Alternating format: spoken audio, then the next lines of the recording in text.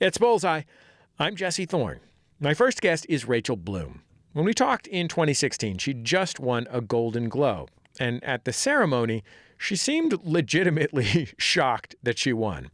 Not just because she beat Julia Louis-Dreyfus and all, but also because her show, Crazy Ex-Girlfriend, is on the CW.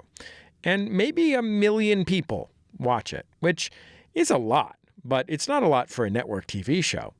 And also, I'm guessing because her show is a little weird, or at least unusual. For one thing, it's a musical, 2 songs an episode. For another, it's a romantic comedy that is shockingly honest about feelings. I mean, it comes right from the heart. The theme song has a refrain about the title character being broken inside. It's also honest about gender. This song, from the first season of the show, is about getting ready for a date. It's called Sexy Getting Ready Song.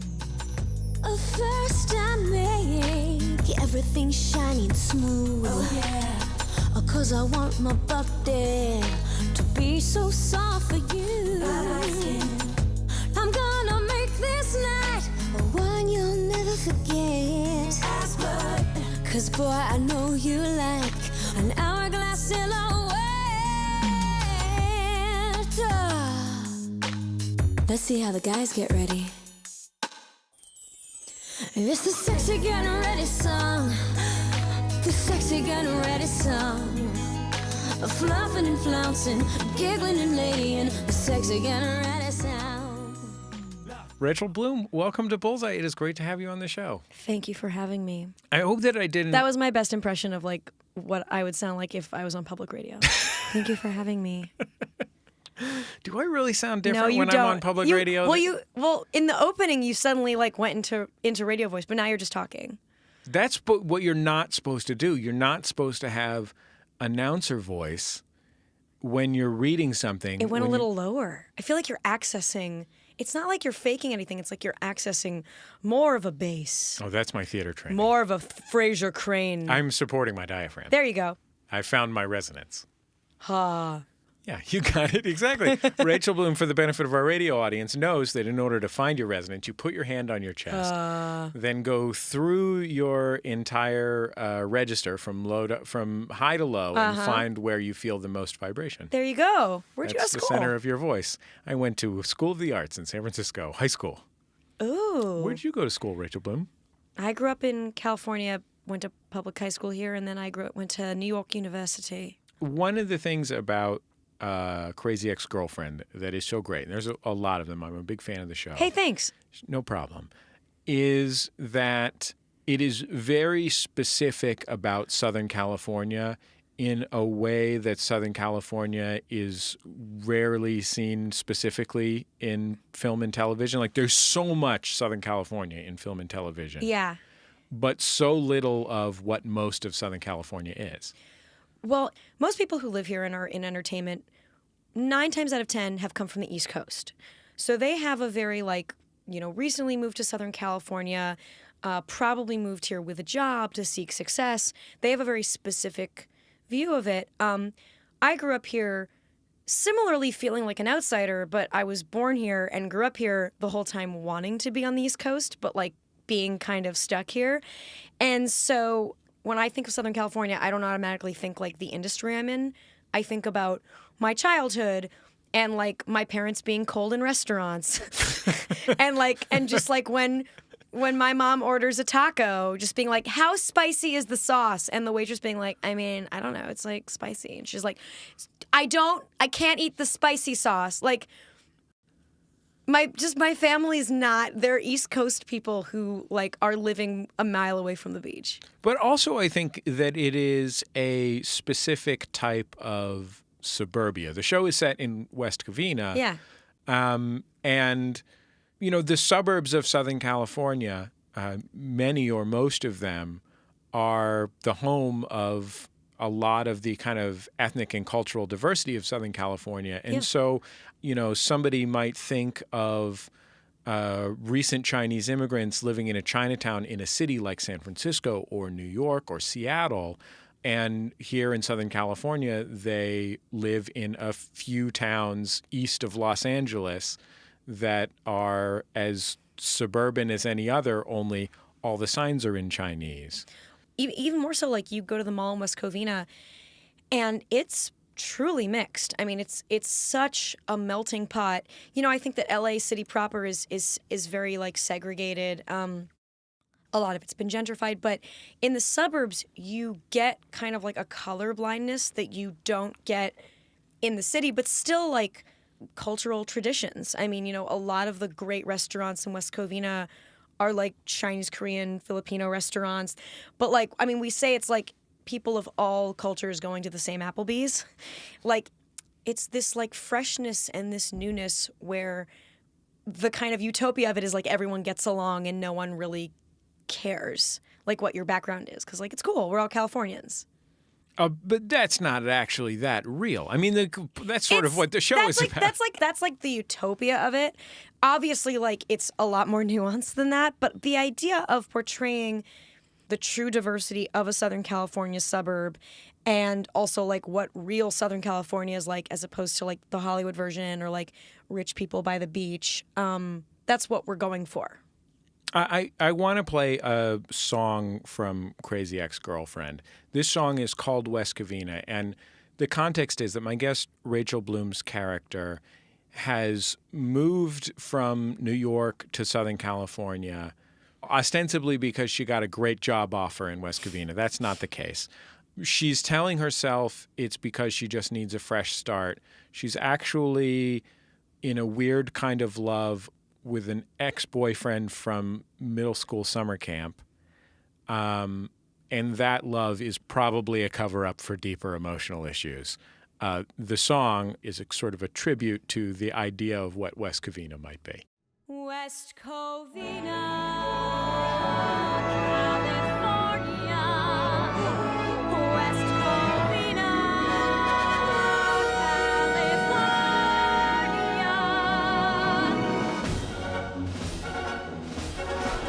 Hear the band playing in my heart.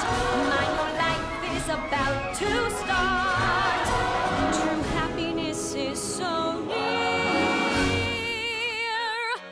Oh, you guys are good. Bye-bye. Sorry, kids. Bunch of cuts. Tuba anymore. No more band. Give that back. Stress. And also by coincidence, so random, just by chance, who'd have thunk it's so remarkable and we're right, it's so rare that this guy Josh just happens to be here.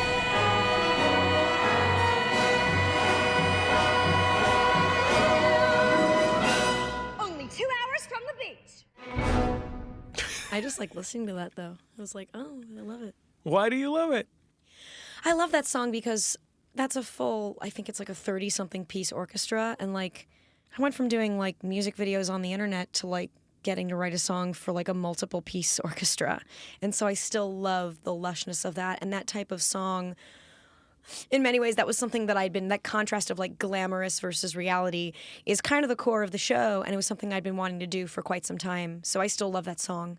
Almost every song in the show undercuts the expectations of the genre that it's presented in. You know, they're not, that is on its face ironic, but they're not performed ironically or anything. How do you feel about watching the most unironic musical theater? And I don't mean like high art musical. I'm not talking about Sondheim here. I'm talking about middle brow, unironic, swelling choruses in musical theater. I have a really mixed relationship with it because on one hand, if you go on my iPhone, there are some very mediocre musicals on there that I will listen to. I mean, I only listened to musicals solely until I was 20 years old. So I'm still catching up to literally every other genre. I feel it's mixed because when I got to school, I went to school to be a musical theater major. And one of the things that I realized was like, oh, so many musicals are bad. Like 70% of musical theater is like not great. And I started writing kind of simultaneously. I got on this sketch comedy group simultaneously with being a freshman musical theater major. And I began to like resent the cheesiness of the writing, but like it still brings like an unironic joy in me. There's this musical called Triumph of Love. Some of it's like great and other parts are like not great, but like it like elicits an emotion in me that feels akin to a sexual orientation. Like I can't choose that like I love musical theater even when like I know the lyrics could be better, or even when like the emotion for this isn't earned, or even when it feels kind of paint by numbers, like a big orchestral swell or like a bunch of people tap dancing, it makes me smile. Were you listening to Evita or something when you were going through the emotional torment of adolescence and the rest of us were listening to Nirvana or equivalent? Yeah, I was listening to Assassins, Sunday in the Park with George, last 5 years, Rent, that was a huge one. Rent was a huge one. Thoroughly Modern Millie, there's this song called Forget About the Boy that I would listen to a lot. I mean, I would literally lock myself in a room, listen to show tunes, and stare in the mirror and lip sync to them. Was that because you were doing what your character on the show does, which is to say, so often she is presenting the face of happiness while being deeply and profoundly unhappy? I mean, it definitely was like an escape. It was a way for me to like explore different roles. I mean, in some ways, my character is through the musical numbers trying on different costumes. And I feel like that's in many ways what acting is. You're trying on different personas, but absolutely, it was an escape. And for many years, like I had these kind of different parts of my personality that were like either really, really, really happy, like the part that like loved musical theater and Disneyland and escapism, and then like a really dark side that was like sad and anxious and wrote dark poetry and was like really interested in facts about serial killers. And like the two rarely met. And then I discovered Sondheim and Candor and Ebb. So Sondheim Assassins, Sweeney Todd, and then Candor and Ebb Chicago Cabaret. The first time that like, oh, you have this kind of happy sounding music with very dark subject matter. How did you resolve those two feelings within yourself, or to what extent have you? Creating. I think creating my own work and doing like a lot of therapy. But I think as I've become more secure in who I am and like proud of like my quirkiness and differences, and I think that as you get older that becomes cooler, and also now it's very cool to like be different and be kind of a nerd, and like it's okay that I admit I'm really into musical theater. I've become okay with it, and I've learned to kind of almost exploit those idiosyncrasies and differences. I knew people, because I went to a theater high school, who aspired to a career in musical theater. And like aspiring to a career in entertainment is fundamentally a road to pain and disappointment, because no one actually succeeds at it. And then succeeding at it turns out to really stink for a lot of people. But but musical theater specifically is such a brutal aspiration, because every 18-year-old who wants to be an entertainer wants to do musical theater because it's real fun to do. Oh yeah. I love to be in musical theater. It's the funnest. Yeah. But the problem is that, Broadway is like 10 shows at any given time. Yeah. Or like 14. I don't know how many are running. But, it's like a total of like 300 jobs and then like 6 touring companies of whatever at that moment. It's very competitive. I mean, I can't speak to that because there are also a lot of non-equity touring productions now. We're not going to get into the We're not going to get into the We're not going to get into the actual math here. No. Let's talk about equity contracts and how. What I'm trying to get at here, Rachel, is that when you're 18 and you go to theater school, you look around and you realize, oh, not only am I not the most talented person anymore, maybe I'm the 40th percentile most talented person, or the 30th percentile most talented person. And then you do the math and you're like, wait a minute, and 90% of these people are going to fail? Oh, that's exactly what happened to me as I got to school. Well, first of all, I went to school with swollen vocal folds, so my voice was kind of f***ed up. And I actually have bad acid reflux. Like right now, I had a lot to drink last night, so I was in Portland with my husband. And yeah, we know how it is when you're in Portland with your husband. In Portland, you That's get it. Portland, Oregon, folks. And so I went to school feeling insecure about my voice, and then I ran into all these kids who were like more talented than I was. And I think that comedy was kind of my way of also escaping the expectations I had for myself, because I had no preconceived notions about like, I'm going to be a famous comedian. So I went into it being like, it's okay if I'm like not the best at writing sketch comedy. I just want to kind of like learn to be good at something that don't pressure myself about. And that's how I got good at writing. But it was also a little bit how I escaped the pressure of like learning musical theater. And I feel like it took me years to like come to terms with the fact it's okay to try your best and still not be the best. I think I was lazy sometimes so that I could say to myself, oh, I didn't get that part because I was like lazy. But like I could, if I really had wanted to, I could have gotten it. And in some ways, like, I mean, Rebecca's very autobiographical, but I also have like a lot of Greg in my personality. And this is a part of me that like I feel like I cover, but like the slackeriness to kind of mask and protect myself, that was, I think, a lot of what I had in high school and college. And also like ADD. And also like depressed and not sleeping well. So there were a lot of things. Let's take a listen to one of the songs that you recorded solo or solo-ish when you were making YouTube videos. It's called the OCD Dance. Oh, yeah. Okay, now step and slide and touch the wall. Touch the wall. Touch it again.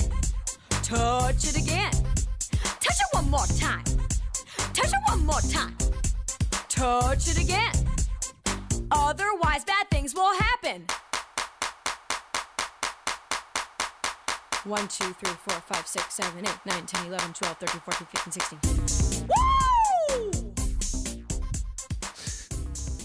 Woo! Yeah. It's funny. I remember when I pitched, I was on the street in New York. I was filming like this like indie film in New York in 2012. And I remember being on the street calling my producer and co-writer, Jack Dolgen, who now writes on my show, and being like, I have this idea. And I pitched it to him, and he went, oh, that's a winner. That's our next video. And then we didn't make it until 2014, but I love that song. I can see how making things yourself is an escape from the pressure of asking other people for their approval and feeling like you might not do a perfect job. Oh, yeah. It's completely bypassing it. I'm not going to tell you whether I relate to that or not.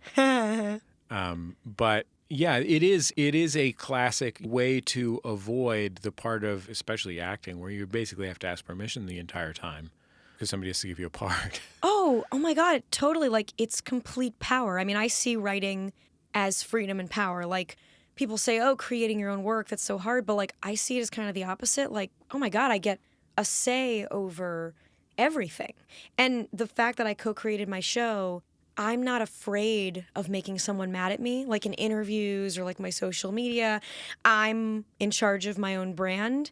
And so it feels so freeing to be able to do that. Yeah, creating my own work was always my way of convincing myself and like comforting myself and being like, it's okay, you're talented.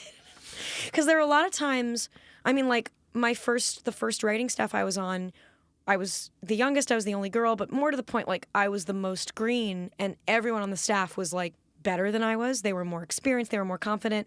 And it was a very competitive room, and I felt really about myself. And that's actually when I wrote some of my best songs, because I wanted to prove to myself, no, you're in this for a reason, you can still write. It's always been my way of sidestepping rejection in some ways. I want to ask you about Crazy Ex-Girlfriend. I refuse to talk about that. Okay. I'm here to talk about. You're here to talk about your early work. I'm here to talk about my jeans line. We're here to talk about Stephen Sondheim some more. Yeah. When you made this show, the premise was your co-creator's idea. Is that true? Yeah. What did you think about the premise, which is essentially a woman chases love to the other side of the country and quits her job and dumps everything? Well, we came up with that after the fact. I mean, we were sitting in a room.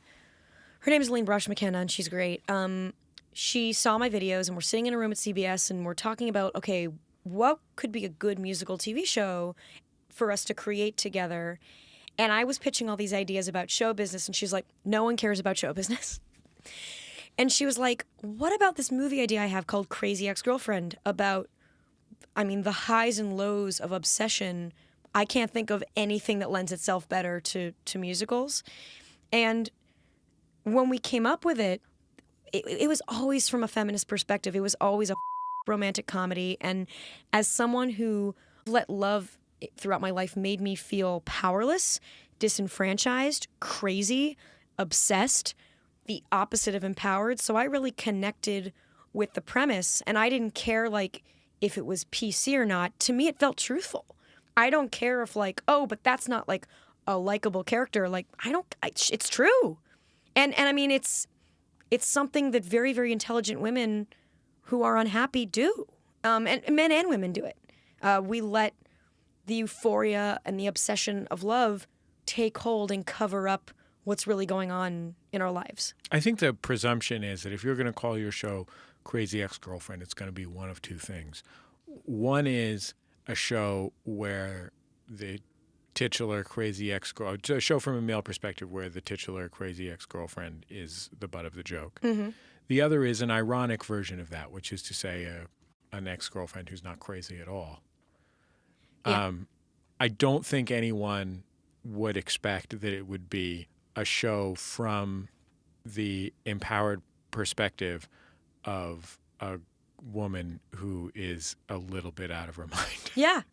It's kind of a mix because, it's not like she's someone who's it's taken out of context and she's like, oh, no, I didn't mean to stalk you. It's no, she's really and to me, she's somewhat of a bubbly anti-hero. I call her a bubbly Walter White. My co-writer says the last kind of bastion of feminism is being able to create female characters who are my character is not, you shouldn't do what she does. I think she does certain admirable things. She's pursuing her happiness, but she's doing it the wrong way for the most part. And the idea of creating this anti-hero that's kind of truthful, was always really cool to me. And I don't view television shows based on whether or not I like the characters. I view them based on if I understand them, and I'm excited to see where they go next. And so, yeah, some of the stuff they do is bad, but once you understand their nuances and depth, you're invested in their outcome. I want to play one more song from the show. So it's a love triangle, this show, it's a couple different love triangles. Yeah. But one of the central ones for the protagonist is that she is in love with this guy, Josh, who's a real sweet, muscle-bound doof. And in kind of classic romantic comedy form, there is another guy who's maybe a little quieter and dorkier, who's friends with him, who's named Greg. And it's subverted at every turn by the fact that Greg himself is dealing with actual issues. Yeah. He is not the kind of blank, handsome dork that a romantic comedy would love to present as an alternative. Yeah. And this song is a ballad that he sings early on in the first season to her, and it's kind of like a Ginger Rogers, Fred Astaire type number, and it's called Settle For Me. When we're together, I feel so grand. My heart goes tippity tap tap tap when I hold your hand. But I know there's another guy you fancy more. So even though I'm not the one you adore, why not settle for me? Darling, just settle for me. I think you'll have to agree, we make quite a pair. I know I'm only second place in this game, but like 2% milk or seitan beef, I almost taste the same. So won't you settle for me? He's like a real Broadway star, right? Oh yeah, he's Hans in the movie Frozen, too. No, honestly, he's Hans in Frozen. I feel like, I'm just saying, if I had my own musical comedy show, I think I would surround myself with people who were like Rex Harrisoning, not people with like spectacular, not people from actual Broadway. You know what I mean? Sure. I mean, our cast is so talented, but it opens up the writing because you can create. I mean, we always wanted to do this. Something I've always been interested in. This idea of a romantic song juxtaposed with like what real love is like or what real relationships are like. And the fact that you can do this, the pinnacle of romance, what I see as the pinnacle of romance, this kind of Cole Porter 1930s Fred and Ginger song with someone who has a amazing romantic voice, but have him sing the worst things about himself was just such a treat to write. I mean, it was so fun knowing that like, oh, this person can really execute that. And yeah, I mean, if you ask Greg to sing in real life, the character Greg cannot sing. I mean, at some point we have to go to a karaoke bar and just expose that none of these characters can actually sing. Rebecca has a horrible voice, and we heard her sing a little bit in the season finale. Like, she's not a singer. None of these people are singers. What does the singing mean to you in the show? If it isn't the characters singing, and it's not the kind of unalloyed, brassy, good feelings that often come from a great musical theater number, why is it that they sing? It's emotion, it's heart, it's earnest feelings of searching for identity. So even when the song's comedic and they're maybe like they're singing kind of the opposite of the genre, it's still the character earnestly trying to express their emotions. Like Rebecca sings a song Feeling Kind of Naughty, which is kind of a Katy Perry I Kissed a Girl like song where she's saying like really messed up things, but that's an earnest. The whole episode she's been telling herself, oh no, I just want to be friends with this girl, which is Josh's girlfriend Valencia. And in this song for the first time she's like, no, I want to lock you in a basement and take over your identity, but she's trying to say, no, but it's okay because I have like a cute girl crush. And so the songs are like in some ways pure subtext, but still the characters are trying to view themselves with a societally acceptable lens. Or it's Rebecca viewing the character. I mean, Settle for Me is Greg's voice, but it's Rebecca watching Greg, whereas like a song like What'll It Be in episode 6 is purely Greg and purely how Greg sees himself and wants to see himself. So it's characters being honest, but also like seeing themselves in their purest, most ideal forms.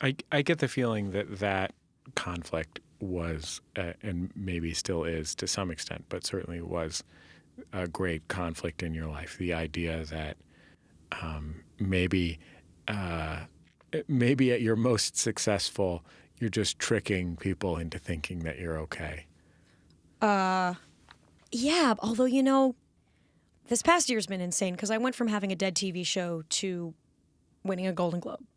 And it's been really interesting to like be honest with fans and on social media and stuff. And I'll give you like one of my favorite examples. The other night, actually 2 nights ago, I did a concert at the Bridgetown Comedy Festival in Portland. And I've been working hard on the show. I like only rehearsed the day of. I do these hour and a half long sets that are mixes of music and stand-up. And some of the songs are songs from the show, other songs I've been doing for 5 years. And usually I'll rehearse the day before, but I didn't have time, so I rehearsed the day of. And I get on stage, and I'm doing this musical number, I'm a Good Person, from the show. And I go up on the lyrics. There's a key change, and I have no idea what comes next. And I try to fake it, and then I go, stop the music. I'm in front of 500 people, 600 people, and I go, the thing that I fear has happened. I've forgotten the words. And it was like really scary. I mean, it's like the thing that you literally have nightmares about, like not knowing what comes next. And the audience was so supportive, and they were like, do it. And I was like, if I forget the words again, will you help me? And enough people knew the words to the songs that the next time I went up on a line, I went up the same part. They helped me through it. And it was just really cool to be transparent about the artistic process. And I'm not afraid anymore if I can just admit to the thing I'm afraid of. And that's why, like, I don't really have secrets as a person. I have boundary issues in that I have none because I take away the fear of the thing by just admitting to the thing and like kind of owning it, you know, showing like, oh, my stomach isn't perfect, or being like calling myself the thing and calling it out before someone else can call it out. And in a way, it's like it's giving up power, but also it's me taking back my power and being like, no, you can't call me this name because I'm going to say it before you, in some ways. But also it's being like, hey, we're all just people trying to get by on this earth, and we're all just like trying to stay alive, and let's hold hands and sing Kumbaya. Are you going to be okay when all of this inevitably collapses?